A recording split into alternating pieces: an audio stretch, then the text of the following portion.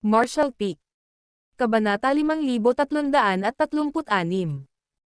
Ipinaliwanag ni Xiang Shan, ang layunin ng krusada ng Great Evolution sa pagkakataong ito ay ang Royal City at ang Royal Lord. Sa huling digmaan nang bawiin natin ang Great Evolution Pass, ang Black Ink Clan ay dumanas ng mabibigat na casualty, at ang Royal Lord ay malubhang nasugatan. Sa ngayon, ang mga puwersa ng Black Ink Clan ay karaniwang lahat ay nakakulong sa paligid ng Royal City. Ngunit dahil sa mga aksyon ng Old Ancestor nitong mga nakaraang taon, ang mga depensa ng Royal City ay naging lubhang mahigpit, kaya kahit na ang kaunting paggalaw ay malamang naalertuhan ang Black Ink Clan Army. Sa krusada na ito, medyo mataas ang tsansa ng ating human race na manalo. Ang kailangan nating isaalang-alang ay kung paano makamit ang ating layunin na puksain ang Black Ink Clan sa pinakamaliit na pagkatalo, kaya kailangan natin silang mahuli. Ang kailangan mong gawin ay napakasimple. Una, itatakda mo at susuriin ang sitwasyon sa hinaharap. Kung makatagpo ka ng Black Ink Clan, subukang huwag silang isali kung maaari, ngunit kung gagawin mo, dapat mong patayin silang lahat. Huwag hayaang malaman ng Black Ink Clan ang tungkol sa mga galaw ng Great Evolution Army. Sa krusada na ito, sa pagpapakilos ng Great Evolution Pass, magiging mahirap na hindi matuklasan. Ito ay hindi lamang isang warship o dalawa na maaaring gumamit ng ilang uri ng spirit array o ilang uri ng artifact para itago ang mga paggalaw nito. Kung lilipat ang Great Evolution Pass, natural itong magiging engrandi at marilag, at madali itong ma-detect ng Black Ink Clan mula sa malayo. Kapag natuklasan ng Black Ink Clan ang mga galaw ng Great Evolution Pass, makakapag-react sila ng maaga at mawawalan ng elemento ng sorpresa ang Great Evolution Army. Iyon ang dahilan kung bakit kailangang umalis muna si Yang Kai at ang iba pa. Una, upang tiktikan ang sitwasyon, at pangalawa, upang maalis ang anumang posibleng scouts ng Black Ink Clan sa ruta ng pag-atake. Hindi mo kailangang masyadong mag-alala tungkol sa iyong kaligtasan. Ang mga aksyon ng matandang ninuno sa nakalipas na ilang taon ay maaaring naging sanhi ng pagiging alerto ng Black Ink Clan. Ngunit wala sa mga territory lords ang nangahas na kumilos ng padalos-dalos dahil ang matandang ninuno ay pinupuntahan sila paminsan-minsan. Ang mga sundalo ng Black Ink Clan na nagpapatrolya sa labas ng Royal City ay higit sa lahat ay pangungunahan ng mga feudal lords, na hindi dapat maging problema para sa iyong mga squad na harapin sila. Tumanggo ang tatlo bilang pagsang-ayon matapos itong marinig. The territory lords didn't dare to show their faces, for they had no idea when the old ancestor would show up. If they were caught outside the royal city and ran into the old ancestor, they would die truly meaningless deaths. So, although the Black Ink Clan had many teams out patrolling the periphery of the royal city, none of them were led by territory lords. Without a territory lord, the safety of the 4 special operations squads was guaranteed. As he spoke, Xiang Shan suddenly raised his head and glanced towards the door before lightly snorting, "Get in here." Chai Fang's head popped in from the outside, swollen and looking extremely miserable. Still, he walked in with an ingratiating smile and bowed low, "Greetings, Senior." Xiang Shan ignored him and turned to Yang Kai, "Your space beacons will be very useful. You and other squads can use them to send messages. If there is any danger, you can also quickly rush to support one another." "Understood," Yang Kai replied. Ever since Xiang Shan came to learn that the old ancestor was able to rush to the royal city so quickly with the help of the space beacon, he had asked Yang Kai to refine as many of them as possible. The materials required to refine space beacons were fairly common, but only someone with high proficiency in the Tao of Space could make them. In Great Evolution Pass, only Yang Kai was capable of this. It's going to take a long time to reach the royal city. All of you should rest for the next half a year before setting off. Yang Kai and the others nodded in unison. After thinking about it for a moment, Yang Kai asked, "Sir, I heard from the old ancestor that all the great passes will set out for the crusade. Did everyone discuss it beforehand? Xiang Shan replied, naturally. If we want to completely eliminate the Black Ink clan, all the theaters will have to act in unison. Just dealing with one or two would be pointless. The Black Ink clan was born from the Black Ink nest. Their reproductive ability was far greater than the humans. So long as one or two high-ranked Black Ink nests remained, the Black Ink clan would have a chance to rise from the ashes. To completely eliminate the Black Ink clan, all theaters had to act together and eliminate all the high-ranked Black Ink nests. There were differences in strength and distance between the Great Passes and the royal cities of each theater, so the individual crusades would also look quite different from one another. Mga ad ng pub future. For instance, in the Great Evolution Theater, victory was already set in stone. The Royal Lord, who had yet to recover from his injuries, was simply no match for old ancestor Xiao Xiao. Even if he borrowed the power of the Black Ink nest, he could only offer stubborn resistance. Without the Royal Lord in the picture, even if the Black Ink clan had many territory lords, the human race had the evil purging divine spears. The evil purging divine spears were destined to shine in the upcoming war. The origin of this chapter's debut can be traced to N0V3LB1N. However, in other theaters, the Black Ink clan was basically at full strength, so some Great Passes were destined to have a tough battle ahead of them. Many people might die in this crusade, but if their deaths could bring eternal peace to the 3,000 worlds, every human soldier was willing to make that sacrifice. Xiang Shan told the four some more details before letting them leave. Not long after they left the army headquarters, the four heard a humming noise coming from the depths of Great Evolution Pass as it began quaking once more. Immediately after, many spirit arrays hidden in the depths of Great Evolution Pass began operating and started radiating with energy. The next moment, the pass that had remained motionless for countless years slowly started moving forward as if it was being pushed forward by an invisible force. Yang Kai and the others glanced at each other and could see the excitement in each other's eyes. With Great Evolution Pass moving forward, the crusade had officially begun. After bidding goodbye to each other, they returned to their respective residences. Inside Dawn's courtyard, Yang Kai summoned all the squad members and informed them of the plan that would commence in half a year.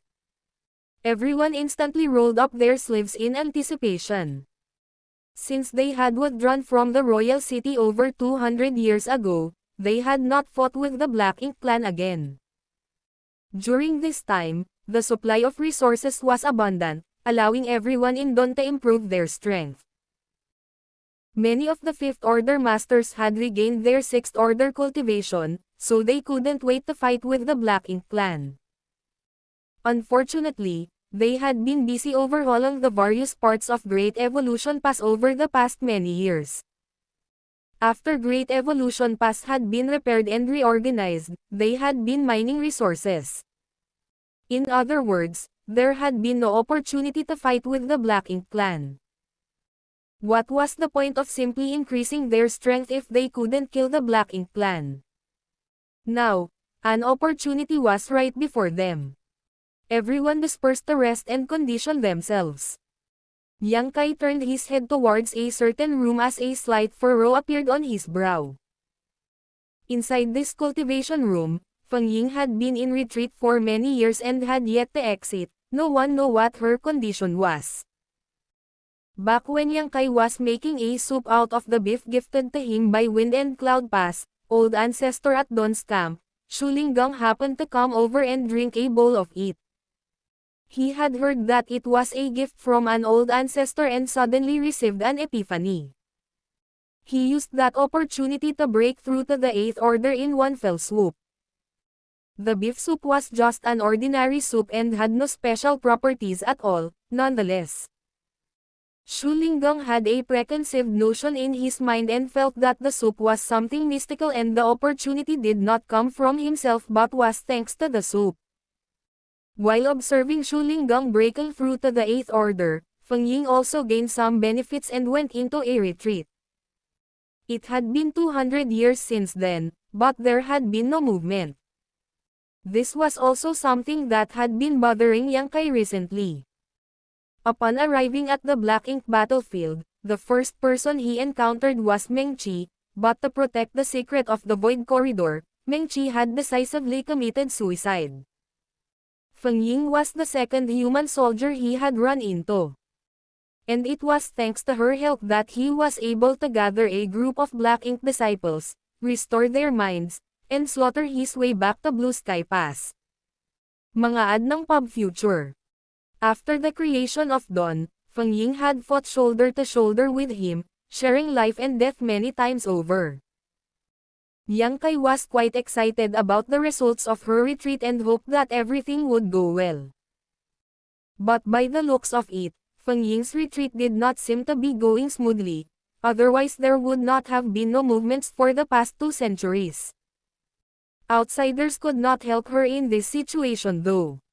Everything would depend on her own fortitude and fortune.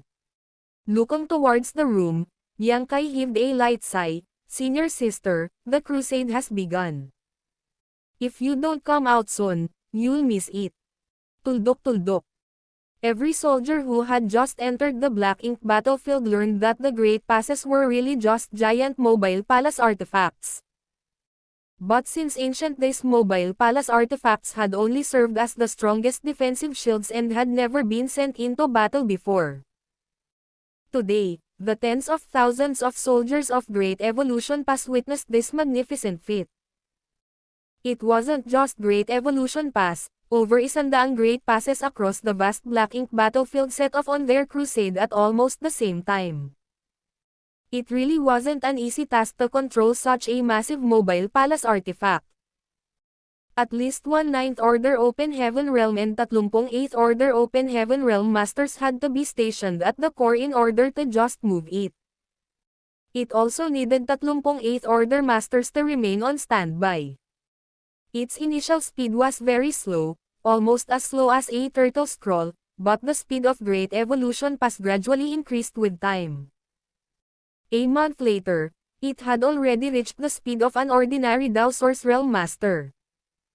Another month later, it was comparable to an Emperor Realm Master.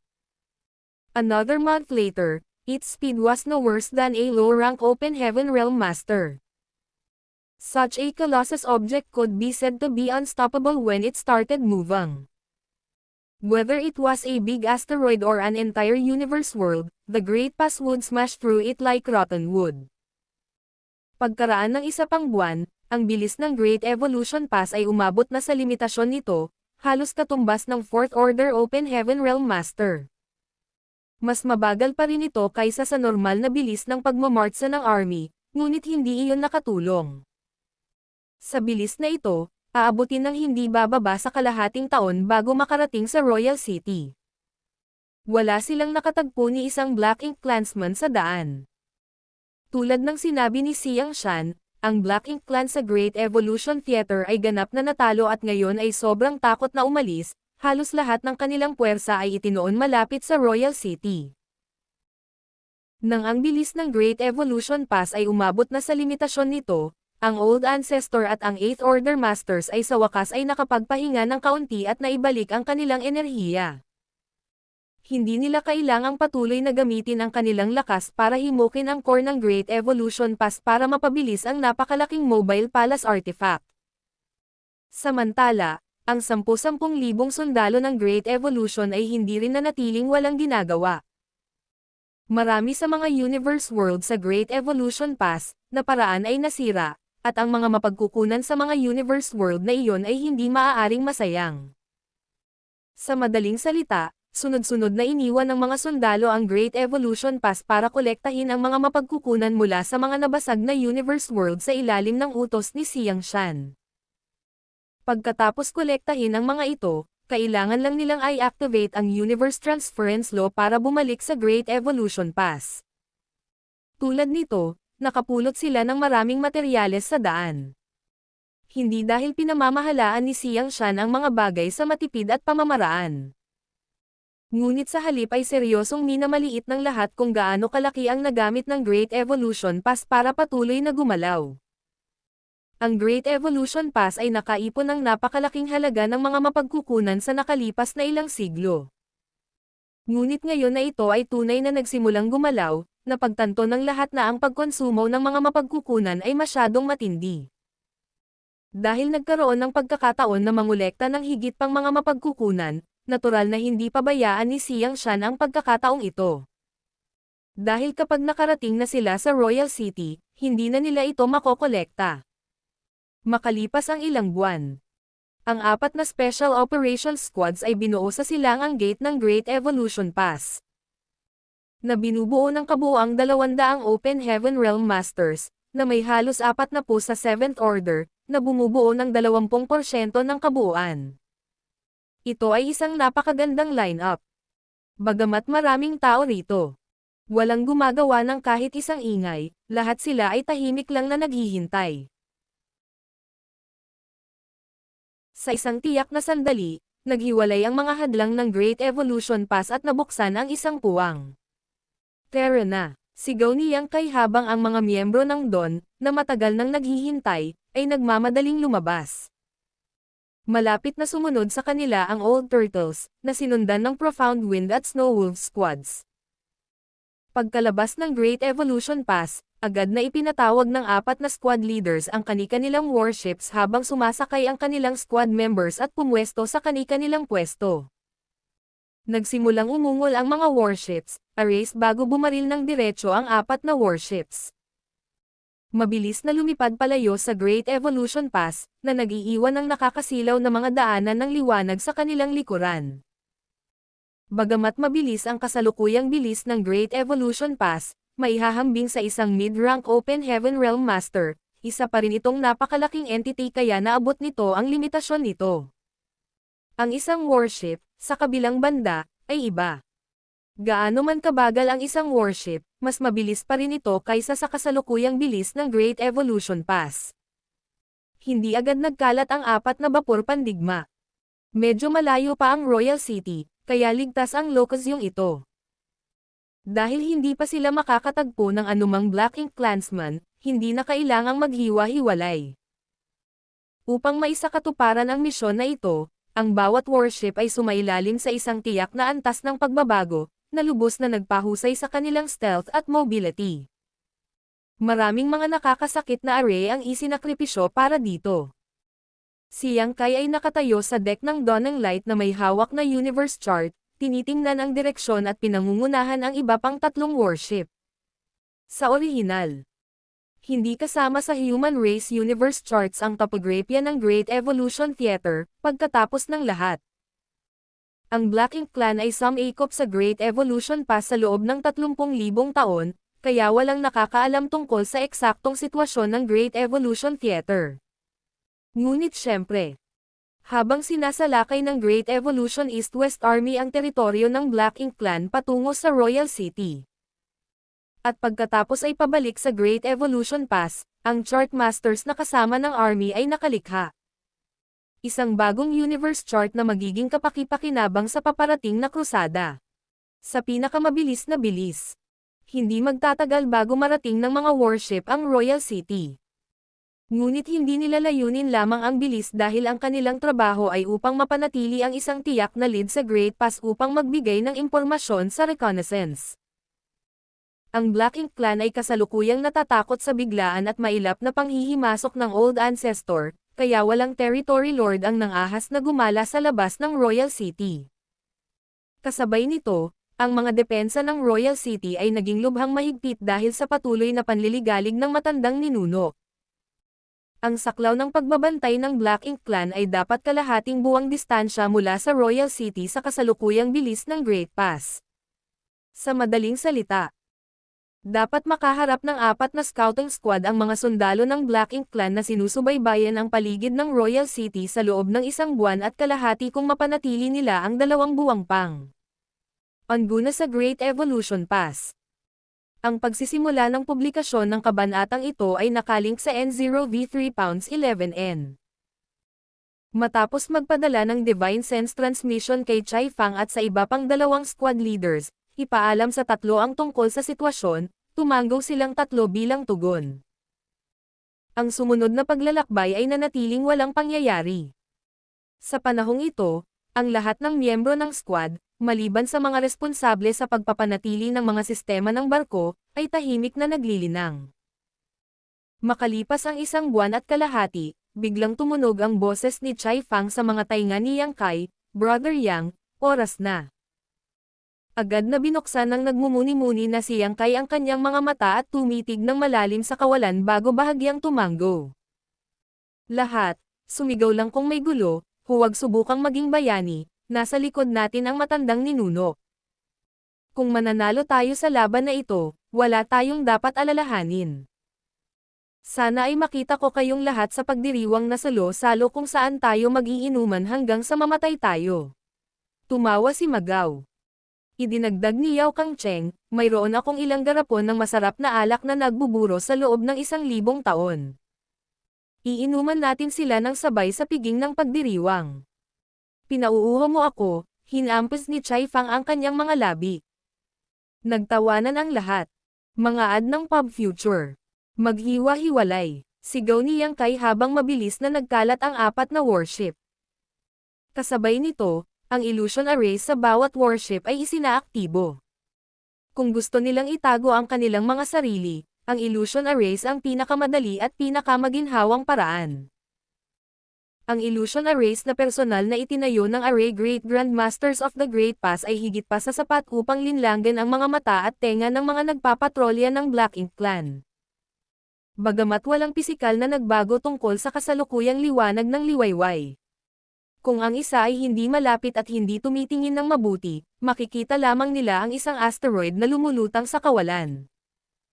Hindi mabilang na mga asteroid ang lumulutang sa kawalan, kaya bakit bibigyan ng pansin ng Black Ink Clan ang isa pa? Ang Dawn ng Light ay patuloy na sumulong sa isang matatag na bilis. Pagkalipas ng 10 araw, lumitaw ang bahagyang kunot sa noo ni Yang Kai habang nakatingin siya sa madilim na kawalan sa unahan. Talagang ang sitwasyon ay tulad ng sinabi ng matandang ninuno. Sa nakalipas na 200 taon, sinubukan ng Black Ink Clan ang kanilang makakaya upang lumikha ng isang defensive line, sa takot na ang mga tao ay muling salakayin ang Royal City. Ang Black Ink Clan ay dumanas ng matinding pagkatalo sa huling digmaan, at maging ang Royal Lord ay dumanas ng malubhang pinsala na hindi pa gumagaling. Kaya, ang Black Ink Clan ay hindi nais na labanan muli ang mga tao. Kung maaari, mas gugustuhin nilang isuko ang Royal City at magkubli sa ibang teatro. Hindi bababasa, hindi ito magiging sobrang nakakainis. Pero imposible iyon. Ang Black Ink Nest ng Royal Lord ay nasa Royal City, ang pagsuko sa Royal City ay katumbas ng pagbibigay ng high-rank Black Ink Nest. Kung tungkol sa Black Ink Clan, ang high-rank Black Ink Nests ang kanilang pinakaugat at pundasyon. Paano nila naibibigay ang isa ng ganoon kadali? Kaya, pinili nilang magtatag ng isang defensive perimeter upang harangan ang anumang opens iba ng tao, at ang paraan ng kanilang ginawa ay napakasimple. Sa pamamagitan ng paggastos ng napakaraming mapagkukunan. Nakagawa sila ng maraming Black Ink Nests at pagkatapos ay ginamit ang mga nest na iyon para makagawa ng napakalaking Black Ink Strength para punan ang espasyo sa palibot ng Royal City. Anuman ang paraan na magagamit ng mga tao upang harapin ang katiwalian ng Black Ink Strength, hanggat ang mga tao ay nasa hanay ng Black Ink Strength, ang Black Ink Clan ay palaging may kalamangan. Kailangang aminin ng isa na kahit na ang pamamaraang ito ay mahal at matagal, ito ay lubos na epektibo. Hindi bababasa, pagkatapos ng mahigit 2 siglo ng pagsusumikap, ang distansya na mangangailangan ng 10 araw upang marating ang Royal City ay napuno ng Black Ink Strength. Higit pa rito, mas siksik ang Black Ink Strength, mas malapit ito sa Royal City. Ang Black Ink Clan ay parang isda sa tubig sa ganoong kapaligiran, samantalang ito ay hindi madali para sa mga tao. Ang liwanag ng liwayway ay halos 1 buwang paglalakbay mula sa Royal City, ngunit nakita pa rin nila ang kumukulong madilim na kadiliman sa void sa unahan. Ito ang resulta ng mga pagsisikap ng Black Ink Clan sa nakalipas na 2 siglo. Dahil madalas pumunta ang Old Ancestor sa Black Ink Clan territory para guluhin sila, alam na alam niya ang sitwasyong ito. Nakapatay din siya ng ilang Black Ink clansmen na umalis sa Royal City para ayusin ang mga bagay-bagay, ngunit ang pagpatay sa kanya ay hindi nagbigay ng malaking epekto. Kahit na ang Old Ancestor ay pumatay ng isang grupo ng Black Ink clansmen, ang Black Ink Clan ay magpapadala lamang ng isa pang team, at ang Old Ancestor ay hindi maaaring manatili lamang dito. Kumunot ang noo ni Yang Kai sa nakitang nasa harapan niya. Ang kapaligirang ito ay lubhang hindi kanais-nais para sa human race. Bagamat hindi matatakot ng humans ang katiwalian ng Black Ink strength hanggat nasa loob sila ng warship. Ang high-rank Open Heaven Realm Masters ay kailangan pa ring lumabas para epektibong lumaban. Kahit na uminom sila ng purifying Black Ink pills ng maaga, ang mga epekto ay lubos na mababawasan kung mananatili sila sa ganoong kapaligiran sa loob ng mahabang panahon. Kapag nag-expire na ang mga epekto ng purifying Black Ink pill, magiging mapanganib ang mga bagay para sa mga tao. Magkagayunman, ang mga tao ay walang gaanong mapagpipilian sa harap ng ganoong sitwasyon. Ang tanging opsyon na natitira sa kanila ay ang gumamit ng Great Evolution Pass para maglunsad ng isang napakabilis na pag-atake at alisin ang Black Ink Clan ng mabilis hanggat maaari. Ilang human masters ang mamamatay sa isang walang ingat na labanan. Walang ideya si Yang Kai, ni hindi niya gustong isipin ito. Ang anumang sakripisyo ay katumbas ng halaga upang sirain ang Black Ink Clan minsan at para sa lahat, ngunit mas kaunti ang mga sakripisyong kinakailangan, mas mabuti. Tahimik, naglayag ang dawn ng light sa kawalan at pumasok sa rehiyon na puno ng Black Ink strength. Ito ang pinakalabas na singsing ng defensive perimeter ng Black Ink Clan. Ang Black Ink strength dito ay hindi masyadong mayaman. Ngunit hanggat ang Black Ink Clan ay may sapat na oras at namuhunan ng sapat na mapagkukunan, ang panlabas na singsing na ito ay magiging panloob na singsing. Lihim na ikinatuwa ni Yang Kai na ang Great Evolution Pass ay naghahanda lamang sa loob ng 2 siglo bago umalis para sa krusada. Kung sila ay naantala ng ilang daang taon o kahit 1,000 taon, ang paparating na digmaan ay tiyak na maraming beses na mas mahirap. Sa sandaling pumasok ang dawn ng light sa rehiyon na sakop ng Black Ink strength, tumingin ang isang pares ng mga mata mula sa mahigit 10 milyong kilometro ang layo. Mga ad ng Pub Future. Sila ay pag-aari ng isang feudal na Panginoon, at pagkatapos na tumingin sa direksyon ng liwanag ng liwayway ng ilang sandali, ikanaway niya ang kanyang kamay. Kaagad pagkatapos, isang high-rank Black Ink clansman ang sumulong, Sir Feudal Lord. May kakaiba doon. May pumasok sa defense perimeter. Mag-imbestiga ka. Isang agrabyado na tingin ang agad na lumitaw sa mukha ng high-rank clansman habang ang kanyang puso ay nagsimulang tumibok ng mabilis sa takot. Gayunpaman, hindi ito nakakagulat, dahil ang lumang ninuno ng tao ay madalas na dumarating noong huli. Hindi ba matitiyak ang kamatayan kung sasagasaan nila siya habang sinusuri ang sitwasyon? Gayunpaman, bilang isang subordinate ng feudal na Panginoon, hindi siya naglakas loob na tumanggi sa mga utos ng huli. Gayunpaman, hindi siya nag-iisa para mag-imbestiga. Bagamat hindi mahalaga kung ilan ang pumunta kung talagang nakatagpo nila ang matandang ninuno, ito ay mas mabuti pa rin kaysa pumunta ng mag-isa. Pagkaraan ng ilang sandali, pinangunahan ng high-rank Black Ink clansman ang isang dosina o higit pa at lumipad sa direksyon na itinuro ng feudal lord. Ang pangkat na pinamumunuan ng high-rank Black Ink clansman ay naglakbay ng ilang milyong kilometro. Napansin na ni Yang Kai na nagmamadali sila ilang sandali ang nakalipas. Hindi sa sinusubukang mag-imbestiga ni Yang Kai. Sa halip ay nararamdaman niya ang mga pagbabago sa enerhiya na dumarating sa kanila, at sila ay lumalakas habang lumilipas ang maraming oras. Dahil narito si Yang Kai at ang iba pa upang kumilos bilang mga scout, natural nilang itatago ang kanilang mga sarili at mananatiling matalim na pagbabantay. Higit pa rito, walang sino man sa doon ang aktibong gumagamit ng kanilang divine sense para aiskan ang kanilang paligid para maiwasang ibunyag ang kanilang sarili. Napabuntong hininga ang lahat sa dawning light. Ang pangkat ng isang dosina o higit pang Black Ink Clansmen ay huminto ilang libong kilometro ang layo mula sa Dawning Light.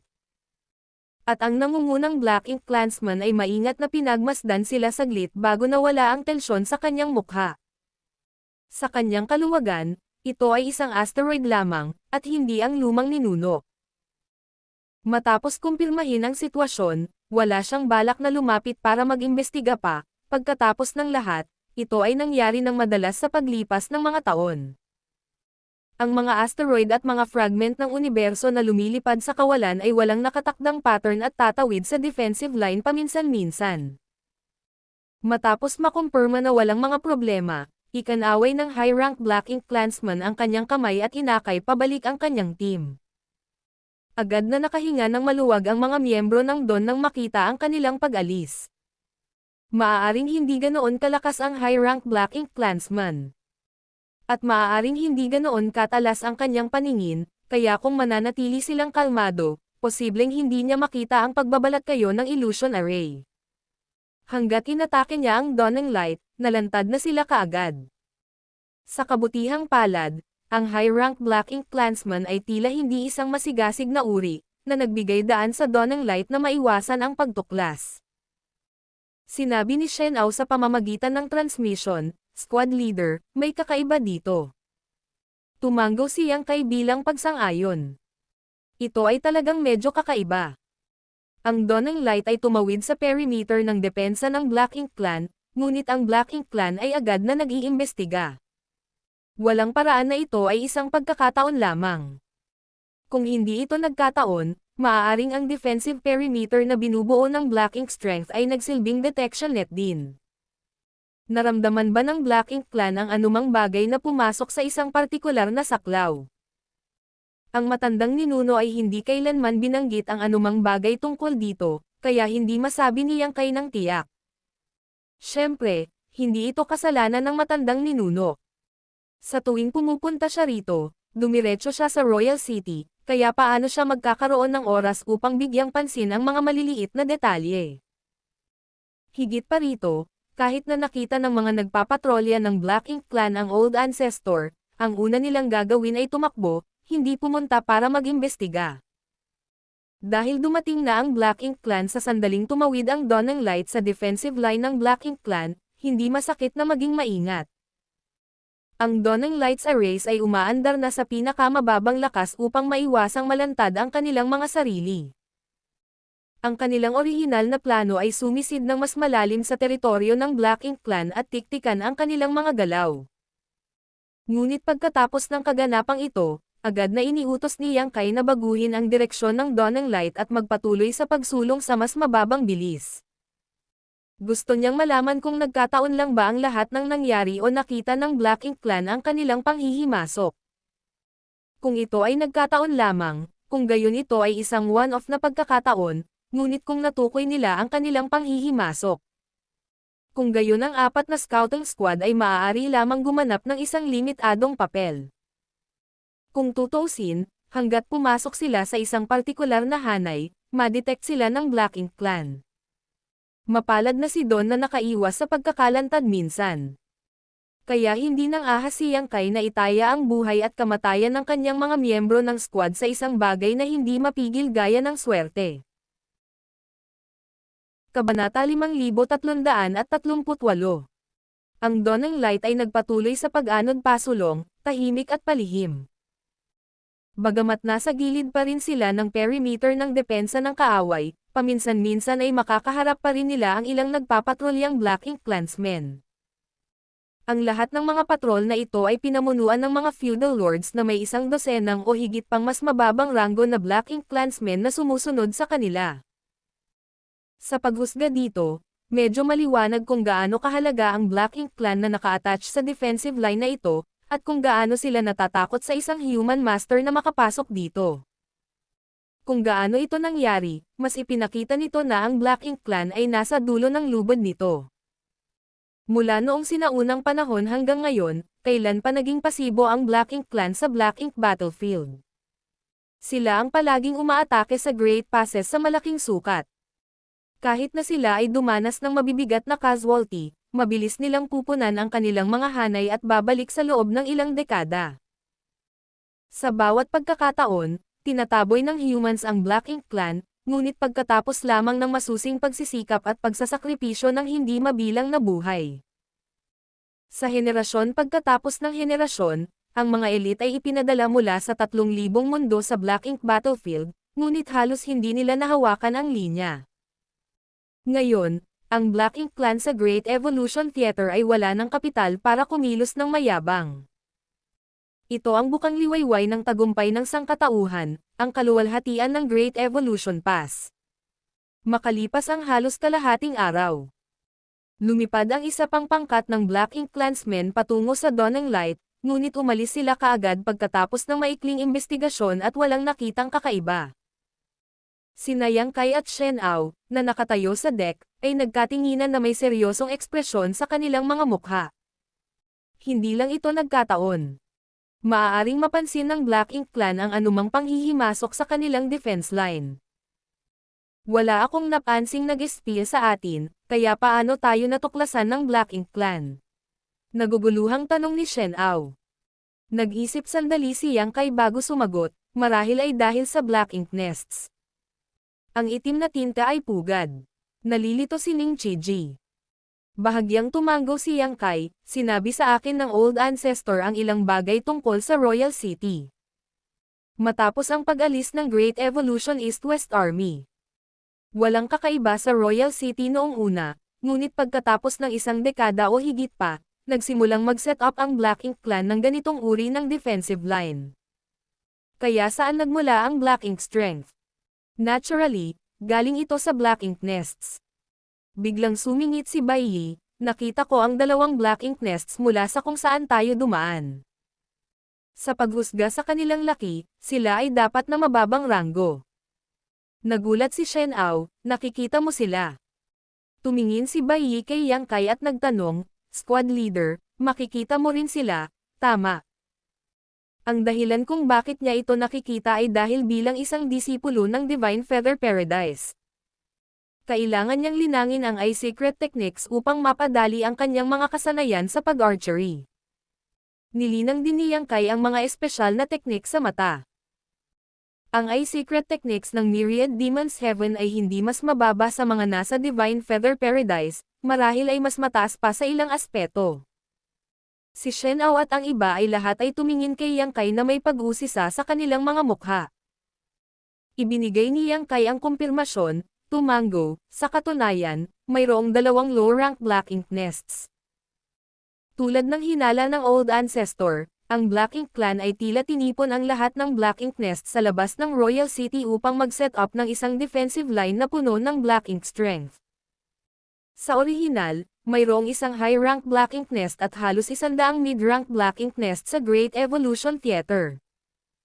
Higit pa rito, mayroong ilang dosenang low-rank Black Ink Nest sa ilalim ng bawat Territory Lord. Mga ad ng Pub Future. Sa madaling salita, mayroong hindi bababa sa 1,000 low-rank Black Ink Nests na kumalat sa buong Great Evolution Theater, at hindi pa iyon binibilang ang high-rank at mid-rank Black Ink Nests. Bagaman ang ilan sa kanila ay nawasak sa pagsalakay ng Great Evolution East-West Army, maliit na bahagi lamang iyon. Ang Black Ink Clan ay mayroon pa ring maraming Black Ink Nest na natitira. Saan napunta ang mga Black Ink Nest na ito? Maaaring hindi alam ng iba, ngunit paanong ang matandang ninuno na paulit-ulit na umatake sa Royal City ay hindi. Ang 12-dosenang mid-rank Black Ink Nests ay inilipat lahat sa Royal City para mas maprotektahan. Ang Black Ink Clan ay walang pagpipilian sa bagay na ito, dahil walang ligtas na lugar para sa Black Ink Clan sa buong Great Evolution Theater bukod sa Royal City. Kung mananatili sa labas ang Black Ink Nests, nanganganib silang masira ng mga tao anumang oras. Higit pa rito, marami pang low-rank Black Ink Nests ang inayos sa periphery ng Royal City, na noon ay ginamit upang makagawa ng Black Ink Strength gamit ang malaking halaga ng mga mapagkukunan, na lumilikha ng isang malakas na defensive line. Sa madaling salita, ang low-rank Black Ink Nests ay matatagpuan halos kahit saan sa paligid ng Royal City. Ang mga Black Ink Nest na ito ay patuloy na bubuo ng Black Ink Strength, na pumupuno sa defensive line at nagpapalawak nito palabas. Sa tuwing umaatake ang matandang ninuno, wawasakin niya ang maraming pugad ng itim na tinta, ngunit kapag nakakilos na siya, malalantad ang kanyang posisyon, at ang iba pang pugad ng itim na tinta ay mabilis na inilikas. Pumasok ang Dawn ng Light sa hanay ng dalawang magkaibang low-rank Black Ink Nests, at nade-detect ang mga ito sa bawat pagkakataon. Kaya, halatang nagsilbing tool sa pagsubaybay ang Black Ink Strength.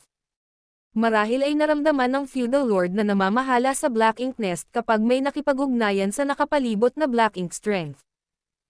Pagkatapos mag-isip ng ilang sandali, iniutos ni Yang Kai, ipaalam ito sa 3 pang squad at sabihin sa kanila na mag-ingat. Medyo problemado ang kasalukuyang sitwasyon. Kung sila ay swertehin, maaari nilang maayos na mabypass ang mga patrol ng kalaban. Ngunit kung sila ay mahina sa kanilang kapalaran, at kung ang isa sa mga Black Ink Clansmen na dumating upang mag-imbestiga ay maglunsad ng pag-atake sa kanila, ang Dawn ng Light ay agad na malantad. Ang illusion array na nakaset up sa Dawn ng Light ay mayroon lamang mga nagtatagong epekto, hindi ito nagbigay ng anumang uri ng depensa.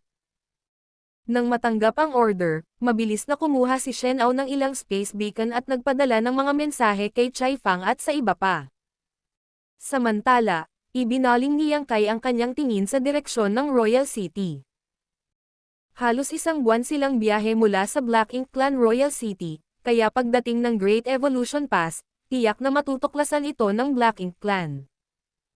Sa oras na iyon, ang Royal City ay mabilis na makakalap ng mga puwersa nito at makapaghanda para sa paparating na pag-atake. Ang 1 buwan ay higit pa sa sapat na oras para sa Black Ink Clan na ganap na maghanda. Samantalang ang Great Evolution Pass ay mawawalan ng elemento ng sorpresa. Mayroon bang anumang paraan upang linlanggan ang mga mata at tenga ng Black Ink Clan? Ang tanging paraan upang gawin ito ay ang alisin ang ilan sa mga Black Ink Nest sa panlabas na ring ng hindi natuklasan. Ito ay magiging mahirap, ngunit hindi imposible.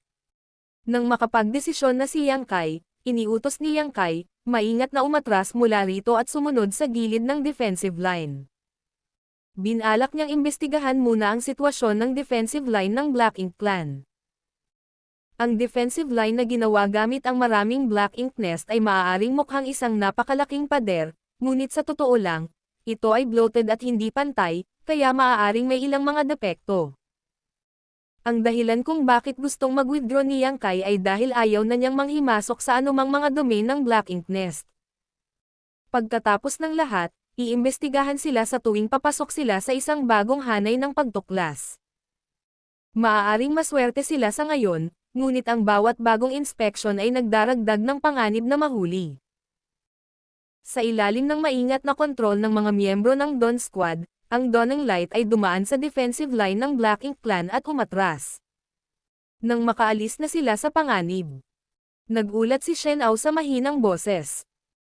Ang iba pang mga squad ay sumagot pabalik, ang Old Turtle Squad at Profound Wind Squad ay may parehong ideya at umalis mula sa defensive line upang maghanap ng puwang upang makalusot. Sa kabilang banda, sinabi ng Snow Wolf Squad na gusto nilang lumalim pa. Mas malalim. Kumunat ang noo ni Yang Kai. Tumanggaw si Shen Ao bilang tugon. Sinabi ni Brother Yao na dahil ang mga Black Ink Nests ay inilagay lahat sa outer ring para bumuo ng defensive line. Kapag ang defensive line ay naitulak palabas, ang Black Ink Nests ay tiyak na makikisabay dito. Sa madaling salita, walang Black Ink Nest sa inner ring. Walang mga feudal lords ang dapat na nagbabantay sa panloob na perimeter, na gagawing mas ligtas na mag-set up ng isang posisyon sa reconnaissance. Saglit na nag-isip si Yang Kai bago sumagot. Maaaring ganoon. Ngunit ang lakas ng Black Ink sa kailaliman ng defensive line ay mas siksik din. At maraming Black Ink Clan Squad ang dapat na nagpapatrolya sa zone na iyon, kaya hindi ito mas ligtas kaysa sa paligid. Kung mahuli tayo sa periphery, makakahanap pa rin tayo ng pagkakataong makatakas, ngunit kung mas malalim tayong mahuli. Mga ad ng pub future. Ang kahihinatnan ay magiging kakilakilabot. Sumagi rin ito sa kanyang isipan, ngunit bilang isang scout ng pangunahing army, natural na kailangang unahin ni Yang Kai na panatilihing sikreto ang mga galaw ng Great Evolution Pass. Ang pag-aalis ng mga mata at tenga ng Black Ink Clan, ang pagtaas ng pagkakataon na maging matagumpay ang sorpresang pag-atake ng Great Evolution Pass ay ang naaangkop na pagpipilian. Gayunpaman, maaari silang makakuha ng higit pang impormasyon kung sila ay mas malalim. Maaari mo pa ba siyang kontakin? Tanong ni Yang Kai. Itinanggi ni Shen Ao, umiling-iling, naputol na ang pakikipag-ugnayan ni Brother Yao. Kahit na ang kaguluhan na dulot ng kanilang komunikasyon ay napakaliit, kung ang isang guro ay nasa malapit, maaaring mapansin nila ito. Dahil pinamunuan ni Yao Kangcheng ang Snow Wolf Squad ng mas malalim sa linya ng depensa ng kaaway, natural na hindi niya kokontaken si Yang Kai at ang iba pa. Ang pinakaligtas na pagpipilian ay ang panatilihin ang space beacon sa kanyang space ring upang maiwasan ang anumang posibleng pagkakamali. Hindi mapigilan ni Yang Kai na sumimangot. Gayunpaman, dapat may sariling plano si Yao Kangcheng, kaya hindi tumutol si Yang Kai. Sa anumang kaso, ang kabilang partido ay isang veteranong 7th Order Open Heaven Realm Master.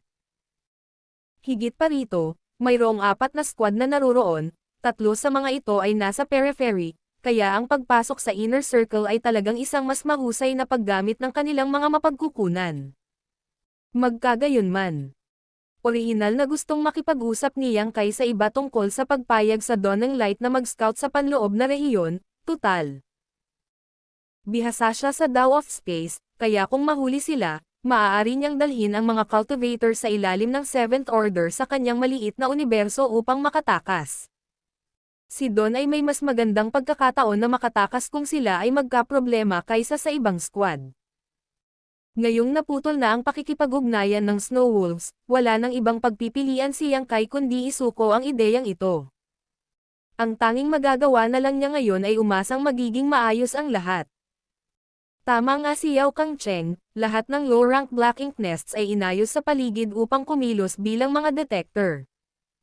Kaya, kahit na ang lakas ng itim na tinta ay mas siksik sa panloob na rehiyon, magiging mas madaling makalusot. Hindi bababasa, ang mga feudal lords na namamahala sa Black Ink nests ay hindi masusubaybayan ang lahat sa ganoong distansya. Marahil ay maaari silang makakuha ng ibang bagay. Ibinalik ni Yang Kai ang bagay na ito sa kanyang isipan at nakatuon sa paghahanap ng mga depekto sa defensive line ng Black Ink Clan habang gumagalaw ang Dawning Light sa paligid. Wala silang ganoong katagal dahil umabant lang sila ng 2 buwang distansya bago ang Great Evolution Pass. Sa madaling salita, ang Great Evolution Pass ay darating sa loob ng 2 buwan. Kung nabigo silang pangalagaan ang detection net ng Black Ink Clan noon, malalantad ang sorpresang pag-atake. Maaaring mukhang mahabang panahon ang 2 buwan, ngunit hindi madaling makahanap ng puwang sa napakalaking linya ng pagtatanggol ng lakas ng Black Ink na ito. Sa patuloy na pagkalat ng Black Ink strength sa paglipas ng panahon, ang defensive line ng Black Ink Clan ay patuloy na gumagalaw palabas. Sa kabutihang palad, dahil sa malawak na lugar na kailangang takpan, ang panlabas na gilid ng linya ng depensa ay hindi masyadong mabilis na sumulong. Hindi nakatagpo ni Don ang Old Turtles o Profound Wind Squads habang nagpatuloy ito sa paghahanap. Ang defensive line ng Black Ink Clan ay isang malaking globo na nakasentro sa palibot ng Royal City, na sumasaklaw sa hanay ng halos 1 buwang distansya mula sa Royal City. Sa kasalukuyan, ang 3 squad, kabilang ang Dawning Light, ay gumagalaw sa panlabas na arko ng globo na ito. Ang mga pagkakataon na magkasalubong sa isa't isa sa napakalaking lugar ay medyo maliit. Sa isang tiyak na punto, si Yang Kai, na matamang nagmamasid mula sa kubyerta, ay tila may napansin nang lumingon siya sa likod. Laking gulat niya, isang malaking barko, ang lumilipad patungo sa Dawning Light mula sa kaibuturan ng kawalan. Agad na tumalon ang puso ni Yang Kai sa kanyang lalamunan. Ang kabanatang ito ay orihinal na ibinahagi sa pamamagitan ng N0V3L Bijan. Labis sa kanilang pagkabigla at pagkadismaya, mayroong isang barko ng Black Ink Clan dito palayo sa linya ng depensa. Kung bumangga ito sa kanila, tiyak na malalantad ang Dawning Light. Kahit na hindi ito bumangga sa kanila, ang Black Ink Clansmen sa barko ay maaaring subukang itabi ang asteroid sa kanilang landas. Sa oras na iyon, ang Dawn ng Light ay walang alinlangan na malantad. Lahat ng sakay ng Dawn ng Light ay agad na mukhang kinakabahan. Sumenya siyang kay gamit ang kanyang mga mata at, sa isang iglap, lahat ay palihim na nagpakalat ng kanilang lakas, naghahanda na umatake anumang oras. Kung sila ay sapat na mabilis, maaari nilang maalis ang Black Ink Clan sa barko bago pa man mapansin ng kaaway sa loob ng defensive line ang anumang bagay. Siyempre, may posibilidad din na ma-expose sila. Ngunit sa sandaling ito, maaari lamang silang kumuha ng sugal. Noong 100,000 kilometro lang ang layo nila sa isa't isa. Ang barko ng Black Ink Clan ay nagpalit ng direksyon, halos lampasan ang Dawn ng Light habang bumulusok ito pabalik sa defensive line ng Black Ink Clan. Agad namang nakahinga ng maluwag ang lahat.